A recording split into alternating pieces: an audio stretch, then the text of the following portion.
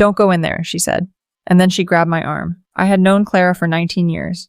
She had worked in our home since my son was 12 years old, back when this house was loud and full of life, back when my husband was still here.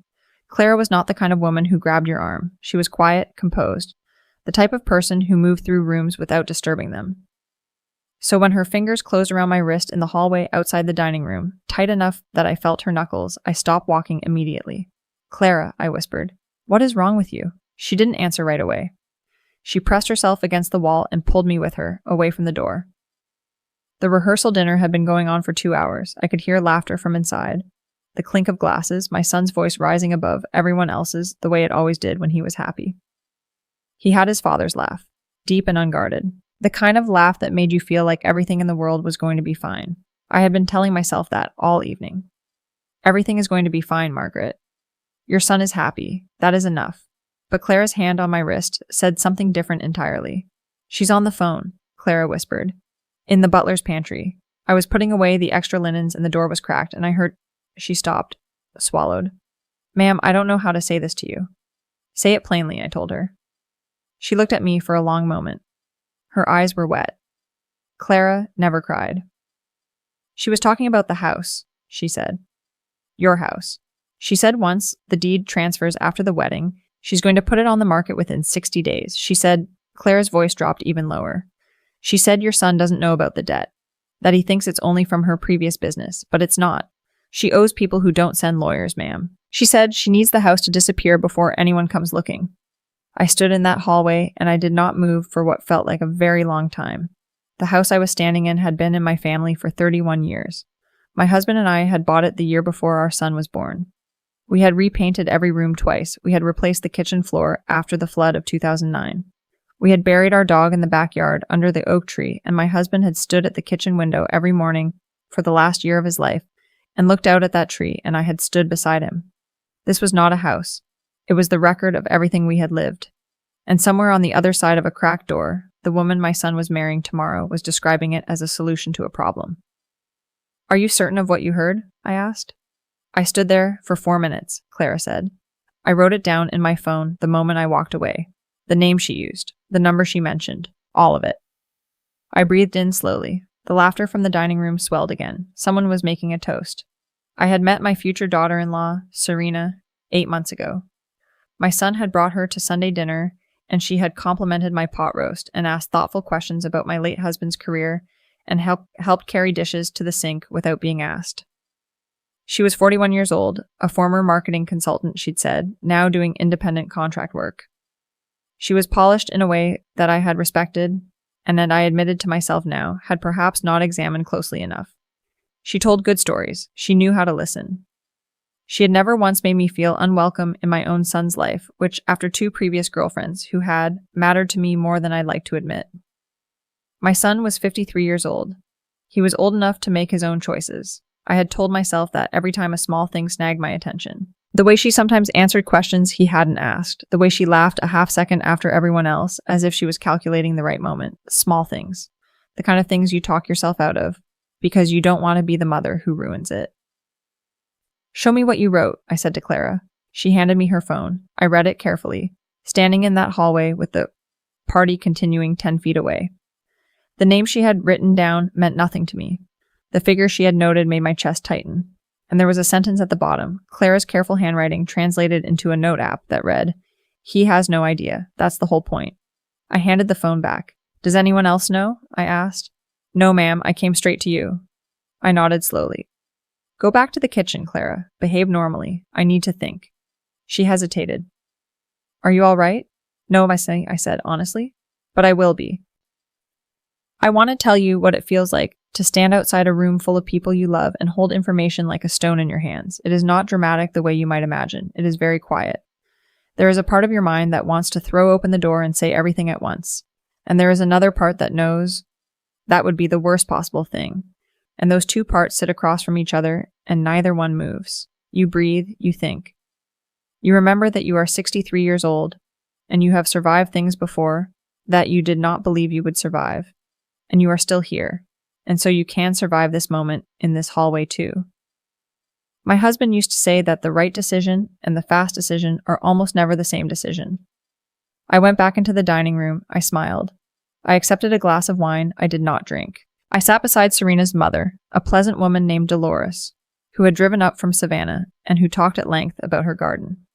And I listened, and I said the right things at the right times. And across the table, my son looked at me and mouthed, "You okay?" And I smiled at him and nodded. I watched Serena. I watched her the way I should have watched her from the beginning, maybe, without the grace I had been extending. She was laughing at something my son's college friend was saying. She touched my son's hand when she laughed. She was very good. I will give her that. She was very, very good. After the dinner ended and the guests began gathering coats and saying their long goodbyes in the foyer, I asked my son if he could stay behind for a few minutes. I said I wanted to give him something before tomorrow, a gift I had been saving. He was delighted. He kissed Serena and told her he would meet her at the hotel in an hour, and she smiled that polished smile and hugged me goodnight, and I held her for a moment and said I would see her tomorrow, and she said she couldn't wait. When the door closed, I stood with my son in the living room. He is tall, my boy. He has his father's height and my father's eyes, and a laugh I would recognize in any crowd on earth. He looked so happy that evening. Not the performed happiness of someone at a party, but the real, quiet kind. The kind that shows up in how a person stands, how they hold their own hands, how they look around a room they love. Looking at him, I almost didn't say it. But I had made a promise to myself a long time ago that I would never choose comfort over truth where my son was concerned. Not my comfort, not his. Truth is what you give someone when you love them past the point of politeness. Sit down with me, I said.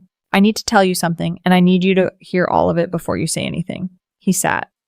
And I told him. I told him what Clara had heard and when and where. I told him what Clara had written down. I told him the name, the figure, the sentence about him not knowing. I watched his face as I spoke. I watched the happiness shift the way light shifts when a cloud moves slowly at first and then all at once. When I finished, he was quiet for a long moment. "Mom," he said, and then stopped. "I know," I said. She could have been talking about something else, a different house, a different situation. Clara could have misunderstood. She could have, I agreed. That is possible. He looked at his hands. But you don't think so?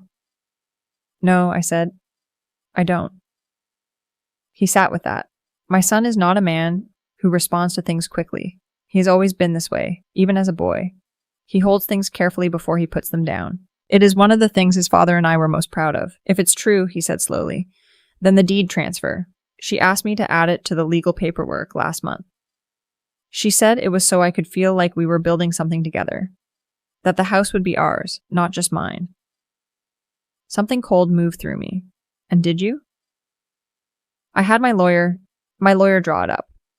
It was supposed to be finalized after the wedding, as a gift. He looked up at me. She knew the timeline. We looked at each other. What do you want to do? I asked him, because it had to be his question to answer. I would not take that from him. He was quiet for a long time, long enough that I heard the clock in the hallway tick through an entire minute. I want to know if it's true, he said finally. I want to be sure. I'm not going to walk into that church tomorrow and make a decision like this based on something I'm not sure of. That is fair, I said. Can Clara write it down formally? Everything she heard? Time, words, all of it? Already done. He nodded. Then he picked up his phone. I watched him scroll to a name in his contacts. He stared at it for a moment. I have a friend, he said. He does private investigations. I've referred clients to him. I can have him run a full background check tonight. Finances, legal history, everything. He looked at me. If there's nothing there, I'm going to marry her tomorrow, and I'm going to ask you to trust my judgment. Can you accept that? Yes, I said without hesitation. I can accept that. He made the call. I went to the kitchen and sat with Clara and drank the tea she made without either of us speaking very much. Clara had worked in our home for 19 years. She had been here when my husband got sick. She had been here when he died. She had stood at the back of the church at the funeral and cried more quietly than anyone. She did not need me to thank her. But I reached across the table and I covered her hand with mine, and she nodded, and that was enough. My son came into the kitchen at 11:30. He sat down across from me. He looked like he had aged somewhere in the past 2 hours. Not old, just heavier, the way people look when they've had to carry something they weren't expecting to carry. Her name isn't Serena Aldridge, he said.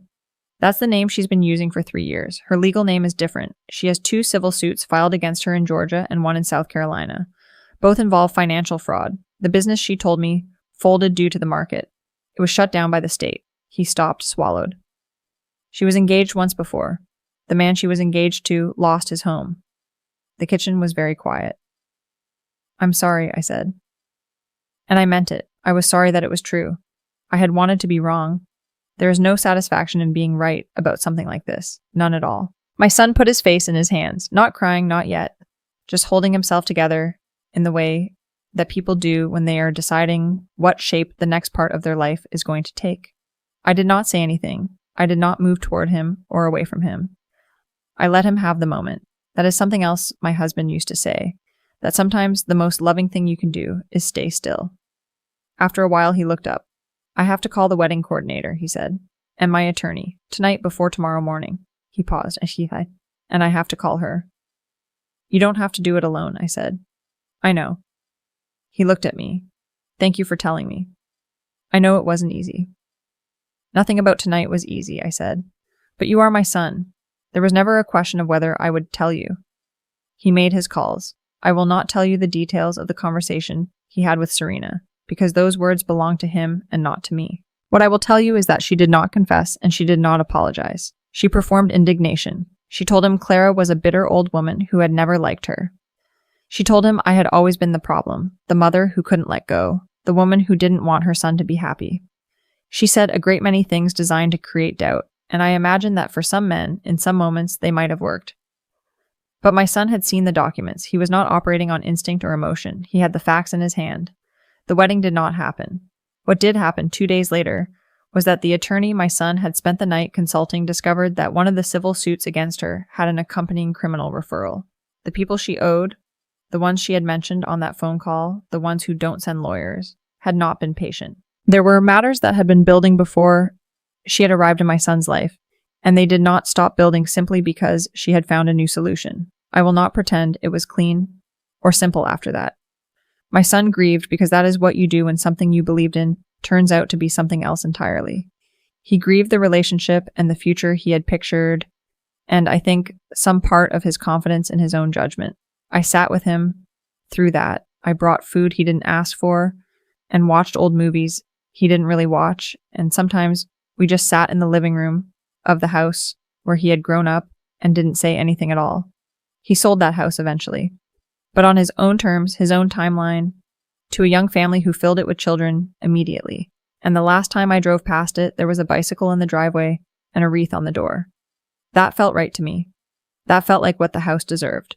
Clara retired the following spring. My son threw her a party. He gave a speech that made her cry, which, as I have mentioned, was not something that happened easily.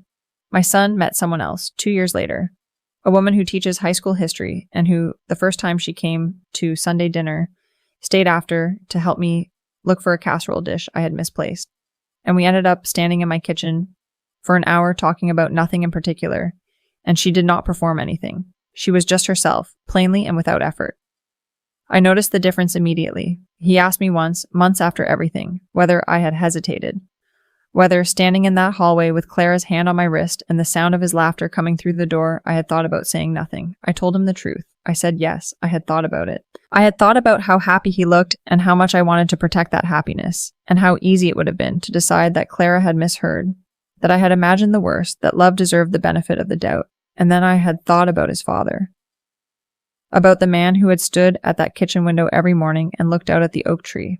About 31 years of a life built in honest ground. About what it means to love someone past the point of politeness. You give them the truth. Even when the truth is the hardest thing you have ever handed anyone. Even when their face changes as you speak. Even when you would give almost anything to take it back and give them something easier instead. You give them the truth because that is what love actually is, when you strip everything else away.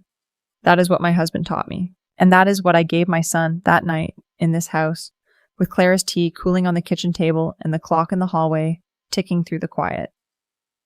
It was the most important gift I have ever given him.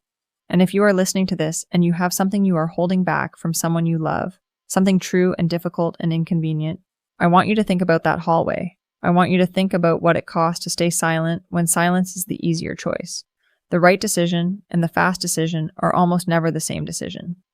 But the right decision and the loving decision, Those, in my experience, are almost always the same thing.